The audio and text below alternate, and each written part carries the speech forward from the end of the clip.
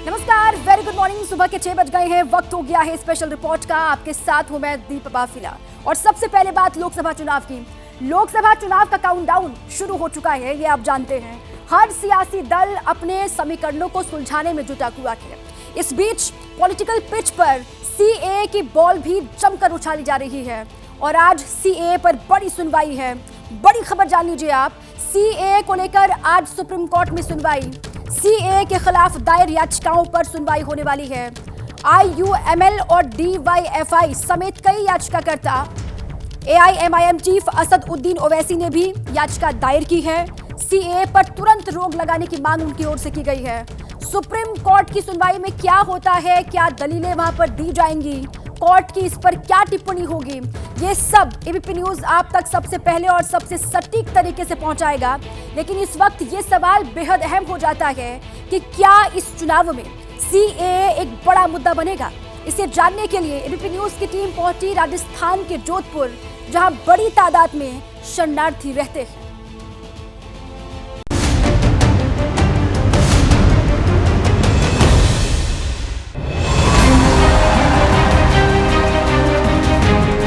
चार जून को चुनाव के नतीजे आने वाले हैं और इसलिए लोग कह रहे हैं 4 जून को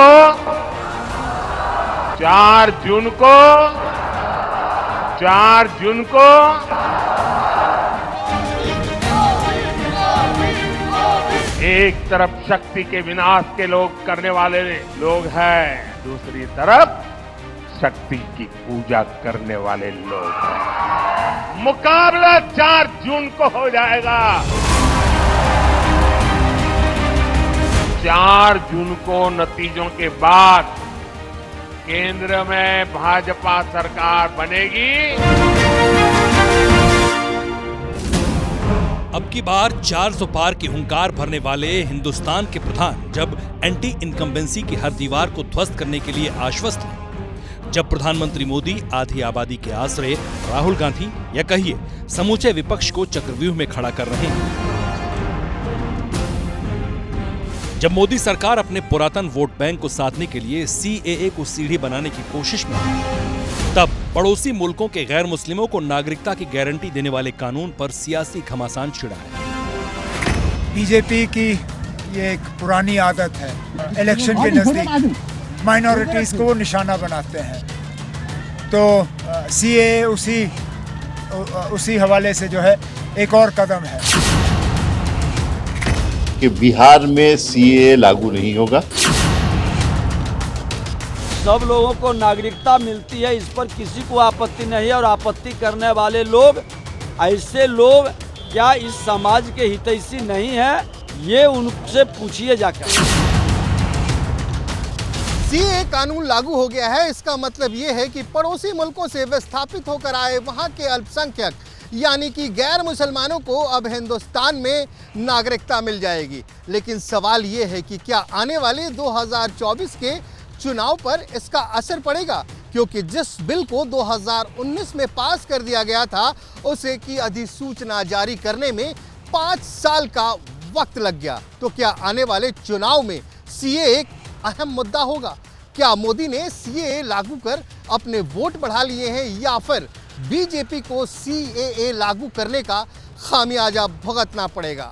इसी को समझने के लिए इस वक्त हम राजस्थान के जोधपुर में मौजूद हैं, जहां पे बड़ी संख्या में हिंदुस्तानी मुसलमानों के साथ साथ विस्थापित हिंदुओं की भी आबादी है।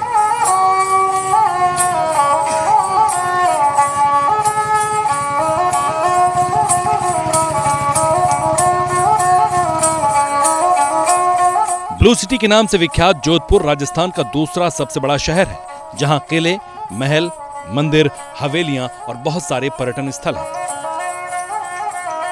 जहां मेहरानगढ़ दुर्ग और उम्मेद पैलेस सरीखे भारतीय संस्कृति का अहम हिस्सा है। वो सूर्य नगरी जहां की सियासत में गजेंद्र सिंह शेखावत की चमक और अशोक गहलोत की दमक भी है, जहां से चंद 100 किलोमीटर के फासले पर पाकिस्तान की सरहद है। वहां सीएए को लेकर मुसलमानों के दिमाग में क्या चल रहा है, सुनिए। इस वक्त हम जोधपुर के घास मंडी लोहारों के चौक के इलाके में हूं, बात वही है, सवाल वही है कि क्या आने वाले चुनाव में मोदी की गारंटी का असर दिखेगा। हालांकि ये दावा किया जा रहा है बार बार कि जिन बातों की गारंटी दी उन बातों को पूरा किया, और इसी कड़ी में अभी जो बिल्कुल जिस गारंटी की बात की जा रही है कि सीएए को कानून का रूप दे दिया गया है। चलिए, यहाँ पे इस मोहल्ले के तमाम लोग मौजूद हैं। अभी सीएए कानून आ गया। अब इस कानून में है कि जो पाकिस्तान, अफगानिस्तान, बांग्लादेश से जो गैर मुस्लिम आएंगे उनको तो नागरिकता मिल जाएगी, मुसलमानों को नहीं मिलेगी। तो बुरा लगता होगा ना नागौरी साहब? ऐसा है कि बुरा क्यों लगे, जो रह रहे हैं यहाँ, सीएए कानून सबके लिए अच्छा है। देखो, इसमें कानून में मुसलमानों को तो कोई फर्क नहीं पड़ेगा, हिंदुस्तानी मुसलमानों को, हिंदुस्तान की मुसलमानों को कोई फर्क नहीं पड़ेगा। ये हमारे देश के गृह मंत्री बोल चुके हैं, अमित शाह जी। आपको भी ऐसा ही लगता है क्या? बिल्कुल ऐसे ही लग रहा है कि जो सीए कानून जो बना है ये कांग्रेस भ्रम फैला रही है कि मुसलमानों को देश से निकाला जाएगा, लेकिन ऐसी कोई बात नहीं है। मुसलमान क्या है आपका? मेरा नाम आरिफ नागौरी है। आरिफ साहब, आप कहाँ खड़े हैं मालूम है आपको? मैं जोधपुर शहर में खड़ा हूँ, हिंदुस्तान में खड़ा हूँ। गहलोत साहब का इलाका है। तो गहलोत का है तो क्या वो तो गहलोत को या मालिक थोड़ी है यहाँ के। ये जो बात की जा रही है कि सिर्फ मुसलमानों को छोड़ के बाकी कोई आएगा उसे तो नागरिकता दे दी जाएगी, तो मुसलमान आएगा ही क्यों जी? मुसलमान तो आना पसंद, मुसलमान जो है वो अपने वहाँ रह रहा, जो है हिंदू जो वहाँ पे अल्पसंख्यक है और उनको वहाँ परेशान किया जा रहा, वो लोग आते हैं यहाँ, मुसलमान तो नहीं आएगा। ये भी मोदी की गारंटी? तो ये बिल्कुल मोदी की गारंटी है। जो मुसलमान जो बाहर से आ रहे हैं, जो देश में आतंक फैला रहे हैं, उनको रोकने के लिए ये कानून बनाया गया है। ये चुनाव में एक मुद्दा होगा क्या सीएए? जी हाँ, चुनाव में बहुत बड़ा मुद्दा होगा ये। कौन इस्तेमाल करेगा इसको? इसको बीजेपी बुनाएगी, बहुत अच्छी तरह से बुनाएगी। बिल्कुल चुनावी मुद्दा होगा, लेकिन इसमें जो कांग्रेस वाले ये भ्रम फैला रहे हैं कि मुसलमानों को हिंदुस्तान से निकाला जाएगा। क्यों निकाला जाएगा? जितना हिंदुस्तान हिंदुओं का उतना ही हमारा है। चुनाव का जब वक्त आता है तो बहुत तरह की बातें की जाती है ना। बिल्कुल बहुत तरह की बातें की जाती है। वो बातें इसलिए की जाती है कि हिंदू मुस्लिम जो है कांग्रेस आज तक करती आई है। कांग्रेस ने जो है बिल्कुल वो जो है कांग्रेस जो है उसका काम यही है कि अल्पसंख्यकों को दबाना, अल्पसंख्यकों के बारे में कोई सोचना नहीं, सिर्फ एक झुंझुना जो है वो पकड़ा देना। ये झुंझुना जो है ये वर्षों से हमारे दादाजी वगैरह ये आरोप तो भारतीय जनता पार्टी पे लगता है कि भारतीय जनता पार्टी हिंदू मुस्लिम करती है। नहीं जी, भारतीय जनता पार्टी जो है वो सबका साथ सबका विकास, मोदी जी का यही नारा है कि सबका साथ सबका विकास। काम के नज़रिए से देखा जाए तो मोदी जी बेस्ट है, काम करवा रहे हैं हिंदुस्तान में। ये रेलवे हुआ, हॉस्पिटल हुआ, हर जगह सेक्टर। राहुल गांधी वगैरह कैसे लग रहे हैं? राहुल गांधी अच्छा है, जो भी मेहनत कर रहा है बहुत अच्छी कर रहा है। हाँ, इसको ये मेहनत 10 साल पहले करनी थी, तो आज राजनीति में कुछ अलग करना है। वहीं कुछ और भी लोग मौजूद थे। कैमरा जब उनकी ओर मुड़ा तो उन्होंने क्या कहा, सुनाते हैं। अगर सरकार कुछ कर रही है तो जनता की भलाई के लिए ही कर रही है, कुछ अच्छे के लिए कर रही है। सीए कानून लागू हो रहा है, ये हो जाएगा, मुसलमानों को कहाँ निकाल देंगे मुसलमान। मोदी जी से सबसे मोहब्बत करते हैं, वो तो सबसे भाईचारा बना के रखते हैं। ये क्या कोई हो जाते हैं, ऐसे लोग भी हैं जो क्या पार्टी को बदनाम करने के लिए उतरे हुए हैं। मुसलमान बड़े दुखी? नहीं, कोई दुखी नहीं है, सब भाईचारे से रह रहे हैं। और हिंदुस्तान में जो लोग भ्रम फैला रहे हैं ना कि वहाँ से आ जाएंगे, मैं आपको विश्वास दिलाता हूँ क्योंकि मैं खुद पड़ोसी मुल्क 3 दफे जाके आ चुका हूँ। पाकिस्तान 3 दफे मैं जाके आ चुका हूँ। वीज़ा लेने में हमें बहुत कठिनाई होती है। जो आज आपके मीडिया के माध्यम से अखबार में न्यूज आई थी कि धार एक्सप्रेस को पुनः वापस चालू किया जाए, मेरी और रिक्वेस्ट है आपकी मीडिया के माध्यम से कि इसको धार को वापस चालू किया जाए और जहाँ के रिश्तेदार पाकिस्तान को ही मिला लिया जाए, वो तो अपना मिल जाएगा। ये सरकार रहेगी मिल जाएगी, अपना कोई सरकार रहेगी तो मिल जाएगी, कोई टेंशन वाली बात नहीं है। मतलब मोदी सरकार रहेगी तो पाकिस्तान आ जाएगा, नो डाउट। वहाँ की पब्लिक की भी नयन में है कि अच्छा काम हो रहा है। वहाँ जितनी महंगाई है, हद से ज़्यादा महंगाई है वहाँ पर, और यहाँ ऐसा कुछ नहीं है। अभी तो महंगाई है नहीं इतनी जो आप जान रहे होती है इतनी है नहीं है, थोड़ी बहुत 25-30% होगी। ये सब जगह चलता है। मैं तो ये की कह रहा हूँ, अच्छा काम किया, रामलीला का मंदिर बना। कांग्रेस ने तो सरकार, कांग्रेस चाहती ने तो बना सकती थी, लेकिन नहीं बनाया। क्यों नहीं बनाया? मोदी जी फर्स्ट टाइम गए दर्शन करने के लिए, उन्होंने मन में कह दिया कि मैं यहाँ मंदिर बनूंगा और घर दूंगा राम जी को, और ये दिया, मुद्दा खत्म कर दिया। मुद्दा खत्म, ताले फिरता हूँ। मैं कहता हूँ मोदी जी है, मुमकिन है। तो क्या आपको लग रहा है 400 पार? 400 से पार आएगा भाई साहब, देख लेना। कहाँ से आएगा? मैं कह रहा हूँ 400 से पार भाई साहब। 400 तो सीटें 100% आएगी। लोग तो कह रहे हैं कि पिछली बार 25-25 दिया था, इस बार कम होगा। अशोक जी के तो तबला साहब है भाई साहब। अशोक जी के खुद ने जीतने की आशा नहीं है अब। ये तो ठीक है कि भाई साहब जीत गए, ठीक है ना, लेकिन अशोक जी का तबला साहब है भाई साहब। सिकंदर भाई को पसंद आ रहे हैं मोदी जी? मोदी जी मेरा है ना भाई साहब, गुरु जी है। गुरुजी मानता हूँ मैं आप मोदी जी को, मेरे को आशीर्वाद मिला हुआ है। तो ऐसा सीए आपके लिए कोई मुद्दा नहीं है? कोई मुद्दा नहीं है। अगर सीए होता है तो कोई मुसलमानों को कोई दिक्कत नहीं है, आज तक कोई दिक्कत नहीं हो तो आगे क्या होगी बताइए आप।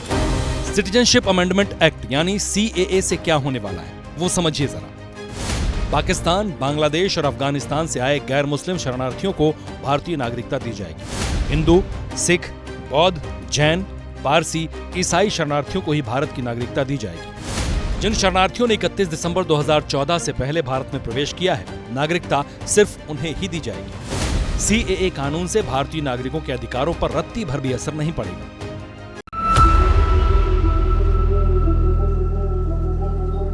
ये बात जोधपुर के घंटाघर के पास मौजूद कमोबेश हर मुसलमान को पता है। अभी एक नया कानून आ गया सीएए, सुना आपने? क्या चीज है ये बीसीए? हम तो समझे कौन सी है, क्या चीज होती है ये कानून आया है, नागरिकता संशोधन कानून। अब कई कानून आएंगे यहाँ तो इंडिया में जितने रहेंगे कानून कई है, कानून पर कोई अमल तो करता है नहीं। गैर मुस्लिमों को दे और मुस्लिमों को क्यों ना दे? मुस्लिमों को इसलिए नहीं दे रहे हैं कि ऑलरेडी जो है हम मुसलमान जो है यहाँ पर ताबीज हैं। अगर 2-4 अगर एक्स्ट्रा आएंगे तो दिलाएंगे। हम अमित शाह जी से कहेंगे भी हमारे मुस्लिम समाज को भी जो है नागरिकता दी जाए।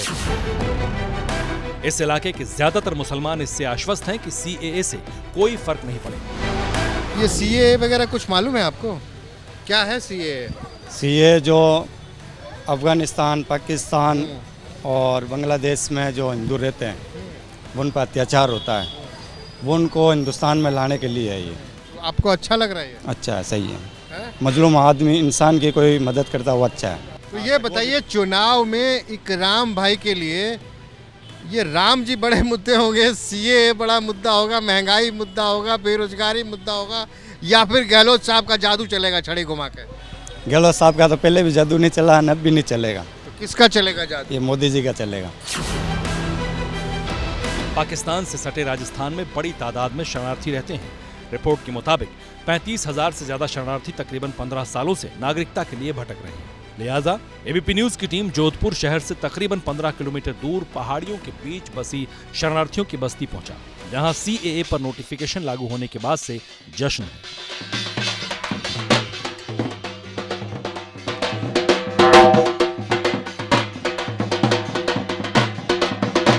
जयपुर शहर से तकरीबन 15 किलोमीटर दूरी पे ये बस्ती है।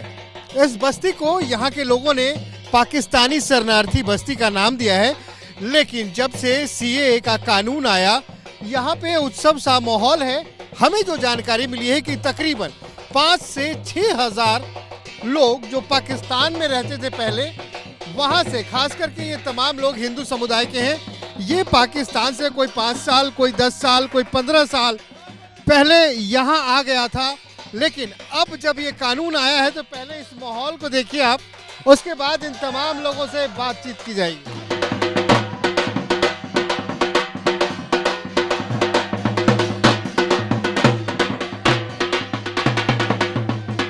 तो देखिए कुछ इस तरह का माहौल है, तमाम लोग नाच रहे हैं, गा रहे हैं, ढोल मंजीरे बज रहे हैं और ये मंदिर है। और मैं आपको पहले इलाका दिखाता हूँ, बंजर सा इलाका है। इन्हीं लोगों से बात करते हैं, कब आए, कैसे आए और यहाँ पे कैसे आप लोग आकर यहाँ सेटल हुए, पाकिस्तान में क्या परेशानियाँ हुई, यहाँ आने के बाद किस तरह का माहौल था। हम विस्थापित लोग 2014 में मोस्टली आए हैं और उससे पहले भी आए हैं, और यहाँ प्रीफर इसलिए किया कि लोग जो सर यहाँ जो पाकिस्तान गए थे तो सारे अपने सीमावर्ती एरिया जैसलमेर, बाड़मेर और बीकानेर सरहदी एरियो में थे। एक बात आप गौर फरमाएं कि इनके जो अल्फाज हैं, ये अल्फाज आपको यहाँ के अल्फाज नहीं, देखिए इनमें उर्दू के शब्द हैं, तमाम चीज़ें। कितने उम्र तक आप रहे पाकिस्तान? सर मैं 2014 में आया हूँ, मेरा पूरा जो जीवन वहीं गुजरा है, और हमारे जो बुजुर्ग थे वो 47 से पहले ही चले गए थे। मोदी जिंदाबाद, मोदी हमारे को सीए लागू किया तो हमारे को इतनी खुशी हुई है। हम एक दिवाली नहीं की, 3-4 दिवाली हमने की है। लोग जो मुद्दे उठा रहे हैं, कह रहे हैं कि भाई भारत के लोग हैं जो बाहर कमाने जा रहे हैं, मोदी जी जो है उनको सिटीजनशिप यहाँ ला के दे रहे हैं। हम कह रहे हैं कि हम हिंदू नहीं हैं, क्या हमारा कोई हक नहीं है हिंदुस्तान में? अगर एक बात है, हिंदुस्तान भाई भारत, हिंदू कहाँ जाएगा? मेरे को ये बात बताओ, अगर हिंदुस्तान में नहीं आएगा तो कहाँ जाएगा? लेकिन कुछ ऐसे मुसलमान भी होंगे जो परेशान होंगे वहाँ, उनको इजाज़त नहीं दी गई है। सर तो उनका तो खुद का मुल्क है, वो क्यों परेशान है? तो अब तो आपको मत का अधिकार भी मिल जाएगा। बिल्कुल बिल्कुल, अभी इसे 2019 के कानून के एक्ट के हिसाब से ये काफ़ी लोग ऐसे 15-20 हज़ार जो है पेंडिंग में, जिनकी बिल्कुल दिली ख्वाहिश है। अब तो पूरे इनका एक जोश और जज्बे के साथ भारतीय बनकर और मोदी जी को वोट देंगे। रिपोर्ट के मुताबिक जोधपुर में 18,200 लॉन्ग टर्म वीजा धारक हैं। 5,000 के करीब ऐसे लोग हैं जिनको अब तक LTV भी नहीं मिला। लिहाजा बड़ी तादाद ऐसे शरणार्थियों की है जो CAA लागू होने के बावजूद भारत के नागरिक नहीं बन पाएंगे।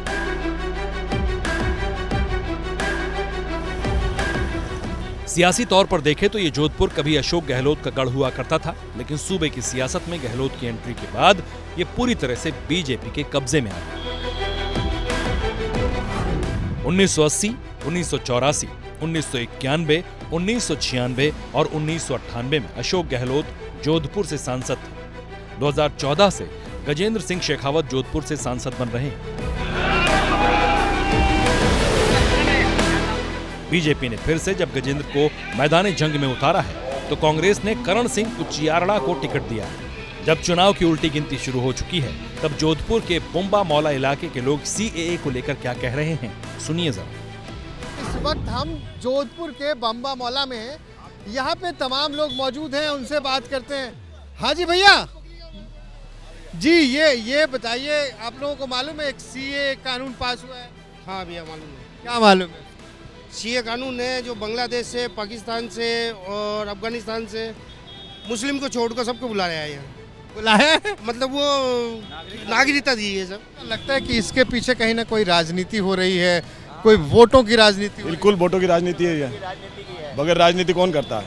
सरासर भेदभाव हो रहा है, मुस्लिम के साथ में सरासर भेदभाव हो रहा है। उद्दीन साहब को कैसा लग रहा है ये कानून? मैं तो एक ही बात कहता हूँ, जो हमारे प्रधानमंत्री ने जो 2 करोड़ नौकरियों का बोला था, पहले वो दे दे, CAA बाद में ले लेंगे हम। आबिद साहब ये देखिए, पवित्र रमजान का महीना चल रहा है और एक दिन पहले CAA कानून आया है।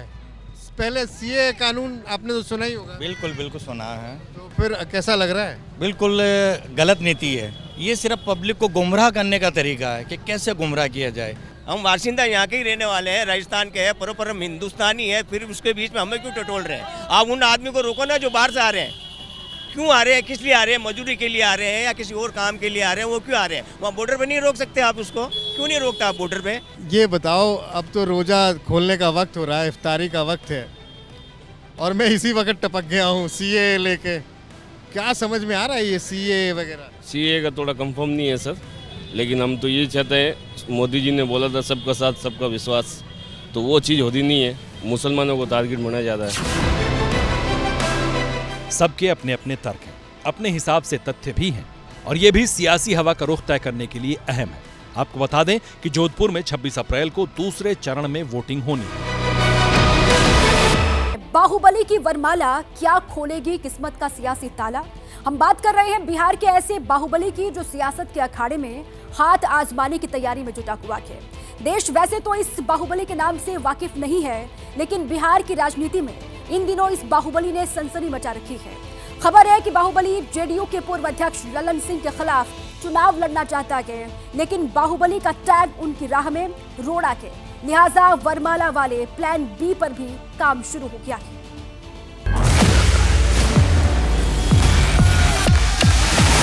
अब अशोक महतो की तैयारी चुनावी अखाड़े में उतरने की, और आप ये जानकर चौंक जाएंगे कि अशोक महतो खुद नहीं बल्कि इस उम्र में शादी करके अपनी पत्नी को चुनाव लड़ाने की तैयारी में। अशोक महतो की चुनावी तैयारियों के बारे में आगे बताइए, पहले जानिए अशोक महतो हैं कौन। 90 के दशक में मध्य बिहार में 2 कुख्यात अपराधियों का गैंग हुआ करता था। अखिलेश सिंह और अशोक महतो दोनों के बीच में वर्चस्व की लड़ाई छिड़ी रहती थी। साल 2000 में अशोक महतो गैंग ने अखिलेश सिंह के गैंग पर हमला किया और 1 दर्जन लोगों की हत्या कर दी। ये वो दौर था जब वर्चस्व की लड़ाई में खून खराबे की बातें आम थीं।